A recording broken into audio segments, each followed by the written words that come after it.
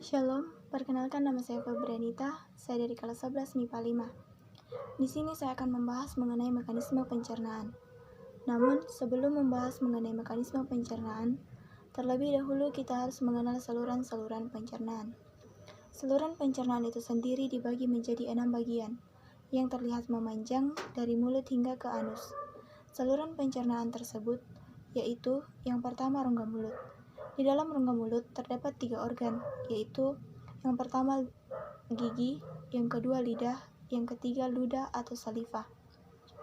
Gigi berfungsi untuk pencernaan fisika, yaitu untuk menghancurkan dan menghaluskan makanan.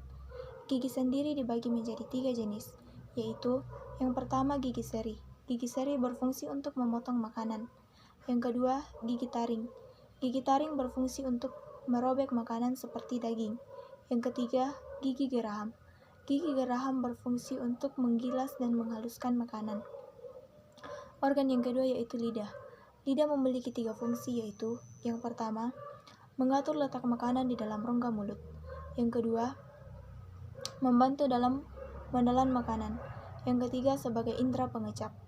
Lidah dibagi menjadi 4 bagian, yaitu yang pertama, ujung lidah. Ujung lidah berfungsi untuk mengecap rasa manis. Yang kedua, pangkal lidah. Pangkal lidah berfungsi untuk mengecap rasa pahit. Yang ketiga, lidah bagian samping berfungsi untuk mengecap rasa asam.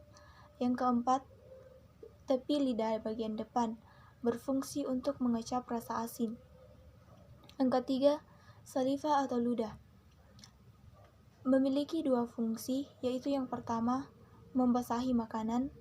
Yang kedua, berfungsi dalam pencernaan kimiawi karena mengandung enzim ptyalin, di mana enzim ptyalin itu sendiri berfungsi untuk mencerna karbohidrat menjadi gula yang kemudian disebarkan ke seluruh tubuh sebagai sumber energi. Yang kedua, kerongkongan. Kerongkongan adalah saluran yang menghubungkan antara mulut dengan lambung. Kerongkongan berfungsi sebagai jalan bagi makanan yang telah dikunyah dari mulut hingga ke lambung. Kerongkongan sendiri memiliki panjang sekitar kurang lebih 25 cm. Yang ketiga, lambung. Lambung berbentuk seperti kantong di dalam rongga perut, agak ke sebelah kiri, tepatnya di dekat sekat diafragma. Dinding lambung mengeluarkan gatal lambung yang mengandung asam klorida dan juga enzim. Asam klorida berfungsi untuk mematikan mikroorganisme yang masuk ke dalam tubuh bersama dengan makanan. Yang kedua, enzim. Enzim yang dikeluarkan oleh gatal lambung dibedakan menjadi 3, yaitu enzim pepsin, berfungsi untuk memecah protein.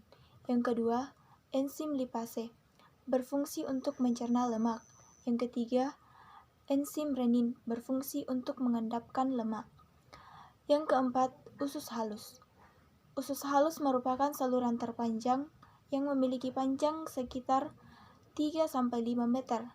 Usus halus dibedakan menjadi 3 bagian, yaitu yang pertama usus 12 jari, yang kedua usus kosong, yang ketiga usus penyerapan, yang kelima usus besar. Usus besar berfungsi untuk membusukkan sisa-sisa pencernaan dari usus halus menjadi fases. Yang keenam, anus. Anus berfungsi untuk mengeluarkan fases dari dalam tubuh atau defekasi. Nah, setelah mengenal saluran-saluran pencernaan, sekarang kita akan membahas mengenai mekanisme pencernaan. Mekanisme pencernaan ada 6, yaitu 1. Menelan. Makanan yang masuk ke dalam mulut dikunyah dan dihaluskan oleh gigi, kemudian ditelan ke dalam kerongkongan menjadi bolus dengan bantuan saliva dan lidah. Yang kedua, masuk ke dalam lambung. Bolus didorong masuk ke dalam lambung akibat gerak peristaltik yang terjadi di kerongkongan.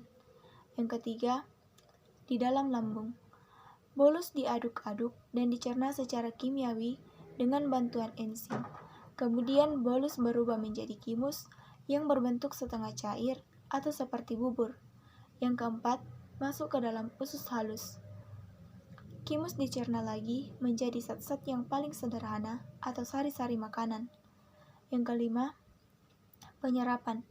Sari-sari makanan yang diserap dan diubah menjadi energi masuk ke dalam pembuluh darah untuk disebarkan ke seluruh tubuh.